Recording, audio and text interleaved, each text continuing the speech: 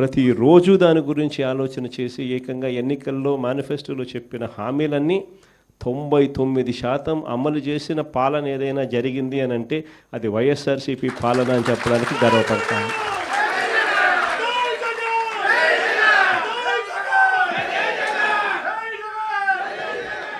అంత గొప్పగా ప్రజలకు మంచి చేయగలిగాం కాబట్టి 2 ఏళ్ల తర్వాత ఎంపీటీసీలు, జెడ్పీటీసీలు, సర్పంచులు, కౌన్సిలర్లు ఈ ఎన్నికలు ఏ జరిగినా కూడా మొత్తం అన్నింటినీ స్వీప్ చేసాం. దాదాపుగా 86%, 88% స్థానాలు ప్రతి చోట కూడా మనమే గెలవగలిగాం. ఆ రోజుల్లో నాకు బాగా గుర్తుంది, మున్సిపాలిటీలు జరిగాయి. రాష్ట్ర వ్యాప్తంగా క్లీన్ స్వీప్ చేసినాం. దాదాపుగా 120 చిల్లర ఎలక్షన్స్ క్లీన్ స్వీప్ అయిపోయిన తర్వాత కూడా కేవలం 2 చోట్ల మాత్రం, తాడిపత్రిలో అయితే నాకు బాగా నెంబర్లు కూడా గుర్తున్నాయి. వాళ్ళకు 18, మనకు 16.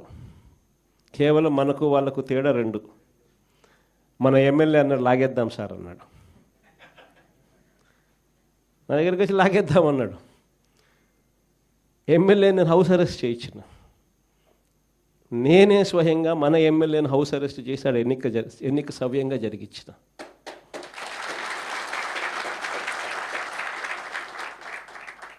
వైఎస్ఆర్సీపీ హయాంలో అంతగా ప్రజాస్వామ్యానికి కట్టుబడి ప్రజాస్వామ్యానికి పరిరక్షకులుగా ఉన్న ముఖ్యమంత్రి స్థానంలో ఉన్న వ్యక్తి పాలన ఎలా చేయాలి అని చెప్పి చూపించాడు ఆ రోజు మున్సిపల్ ఎన్నికలు. ఈరోజు ఏం జరుగుతూ ఉంది? దగ్గరుండి ప్రజాస్వామ్యాన్ని ఖూనీ చేస్తూ ఉన్నారు.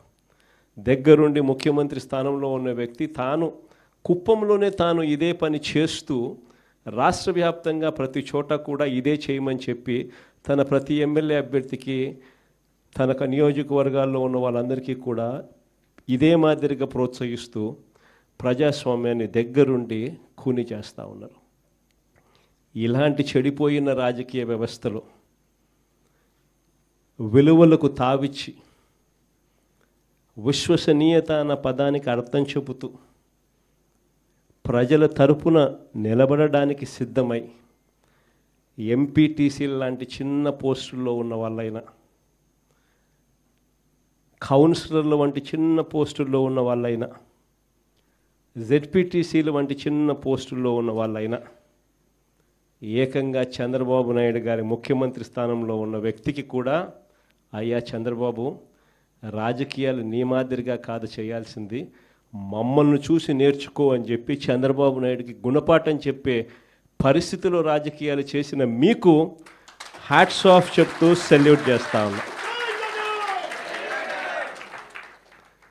ఎందుకనంటే రాజకీయాలలో విలువలు, విశ్వసనీయత అన్నది ఎంత అవసరమైన పాయింటో ఈ ఒక్క ఉదాహరణ చెప్తాం.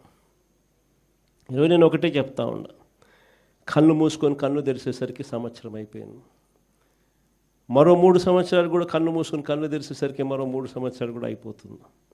కానీ ఒకటే చెప్తా ఉన్నా, ఈరోజు కూడా గర్వంగా కూడా చెప్తా, ఈరోజు కూడా వైఎస్ఆర్సీపీకి సంబంధించిన ఏ కార్యకర్త అయినా కూడా, ఎంపీటీసీ కావచ్చు, వార్డు మెంబర్ కావచ్చు, సర్పంచ్ కావచ్చు, కౌన్సిలర్ కావచ్చు, జెడ్పీటీసీలు కావచ్చు, ఎవరైనా కూడా వైఎస్ఆర్సీపీకి చెందిన ఏ కార్యకర్త అయినా రాష్ట్రంలో ఏ ఇంటికైనా కూడా వెళ్ళి గర్వంగా తలెత్తుకొని చిక్కటి చిరునవ్వుల మధ్య గర్వంగా వైఎస్ఆర్సీపీ కార్యకర్తలు మేము అని చెప్పుకునే పరిస్థితి ఈరోజు వైఎస్ఆర్సీపీ కార్యకర్తలకు మాత్రమే ఉంది.